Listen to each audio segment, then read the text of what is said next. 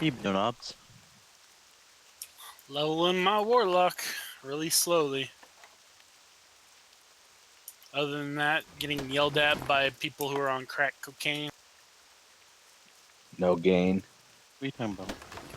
Oh, the other night after I got home from work, this dude rolls up into the parking lot just as I'm heading home. And he almost runs me over, parks his car. I'm getting ready to leave in my car. He starts walking up to my car and starts screaming and yelling at me. What neighborhood you live in over there? A pretty decent one. That's why I was kind of surprised about it. Long story short, I end up Anything driving within the away. And he ends up kicking out the window at my work. Yeah, how random was that? Wild. anything in the 50-mile radius of Seattle is not a good neighborhood. Lies. Lies. How dare you talk trash of my Seattle? I will I don't know. talk to the mayor. Seattle's kind of a shithole. Yeah, no, it. I was just down there for PAX, and I was like, I do not want to come back down here. No, there was great people there. I barely saw any cooties. Cooties. Not a lot of cooties out there.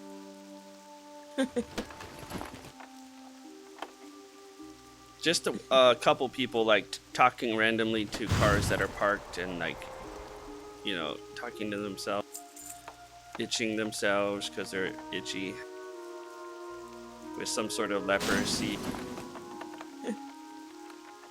My dad took me to Seattle.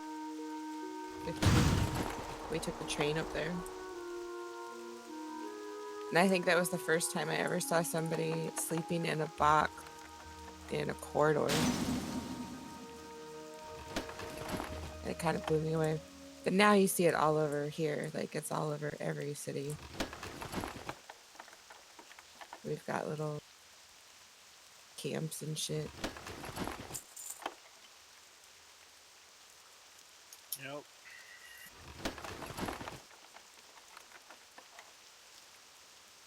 That was a fun trip, though, taking the train up there.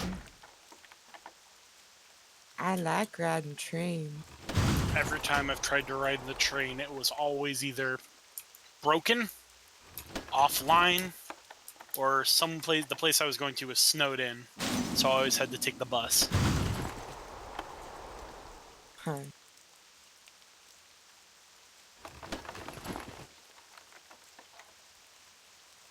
Did you take one of the ferries too? Ferries have always worked for me. Train has never worked.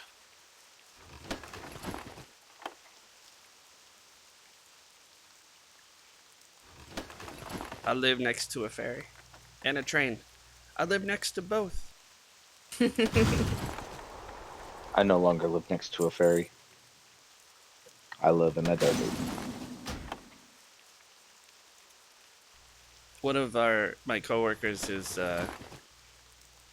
or ex-coworkers was lives next to a train track that was inactive, and they just made it active.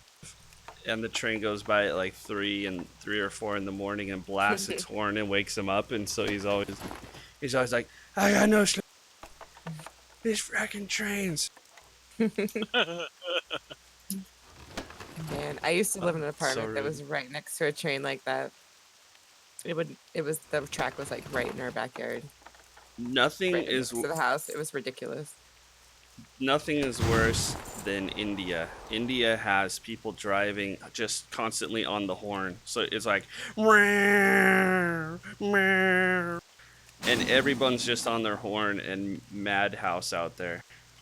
It's like, I've never been, but I see I watch a guy that travels it over there on his blog. The Bald and Bankrupt show. Have you seen that? It's pretty badass. I'm pretty sure he was a spy, MI6 spy, because he knows all of these languages, and he's going to different countries and filming, you know. So they're always very wary of him. They're like, what are you doing in our country filming? But he goes to all the areas that they say are the most dangerous to go, and he's always by himself. Yeah. Huh. But highly recommend. It's an entertaining show if you like the travel shows. Yeah. What was it called again? Bald and Bankrupt. I have to try to remember that. The guy, he's super entertaining. One of the very charismatic.